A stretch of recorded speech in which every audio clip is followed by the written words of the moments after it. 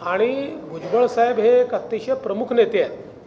त्यांच्याबद्दल अजितदादा असतील, मी असेल किंवा शिंदेसाहेब असतील, कोणाच्या मनात दुमतच नाही आहे. त्यामुळे त्याचा काय योग्य मार्ग काढायचा तो आम्ही काढू. भिवंडी, चाकण आणि पुणे या जागेवर मोठ्या प्रमाणात पोलिसांच्या कारवाईतनं घुसखोर बाहेर काढण्यात आले. नागपुरातले जे हिंदुत्ववादी संघटना आहे त्यांनी आयजींना, सीपींना, कलेक्टरांना आणि मला वाटतं अधिवेशनाच्या वेळेस तुम्हाला सुद्धा भेट देऊन सांगितलं की नागपुरात बांगलादेश जो भाग आहे किंवा नाईक तलाव जो भाग आहे तिथे लुंगी घालणाऱ्या बांगलाभाषी लोकांची संख्या वाढली आहे. तर तो तपास होईल का या संदर्भात? जिथे कुठे घुसखोर असतील त्या घुसखोरांना काढणं हे आपलं राष्ट्रीय कर्तव्य आहे. ते निश्चितपणे केलं जाईल.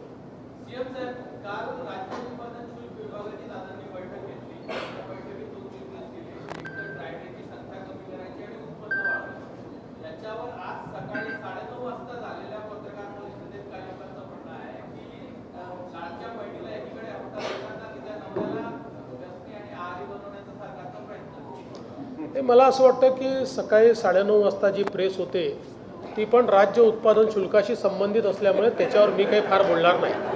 मुख्यमंत्री सर, नागपूर शहरात कायदा आणि सुव्यवस्थेचा मोठा प्रश्न निर्माण झालेला आहे सर. कारण अधिवेशनाच्या काळात नागपुरात दुहेरी हत्याकांड झालं होतं.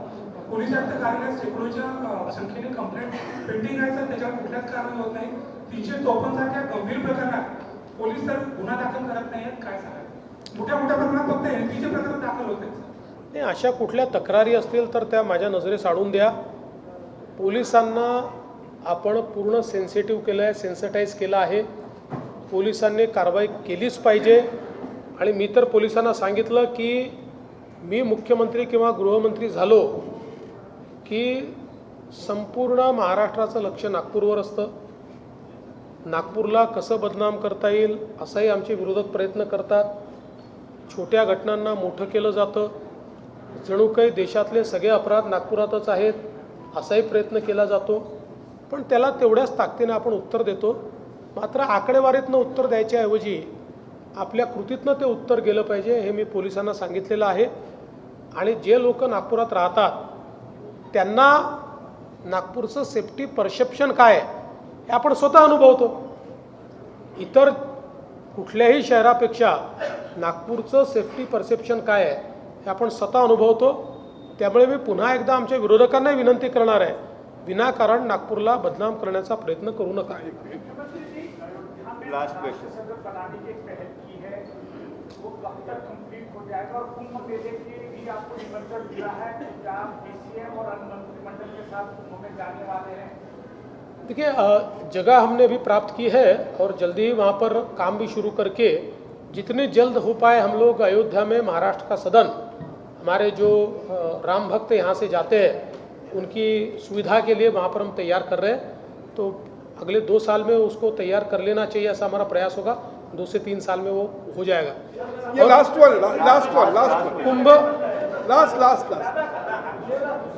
कुंभ मेले में मैं पिछले बार भी गया था, मैं इस बार भी जाऊंगा.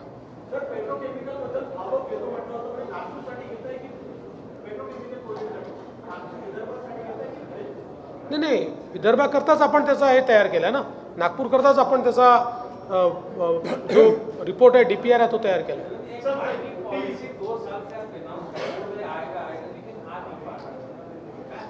अभी लाएंगे उसको.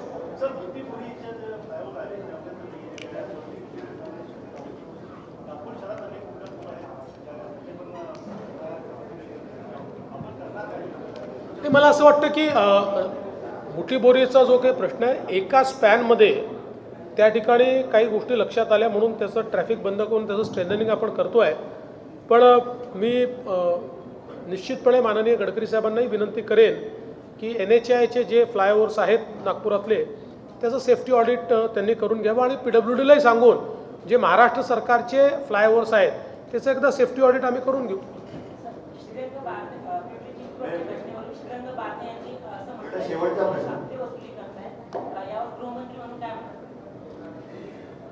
कोणी जर हप्ते वसुली करत असेल तर त्याला घरी पाठवून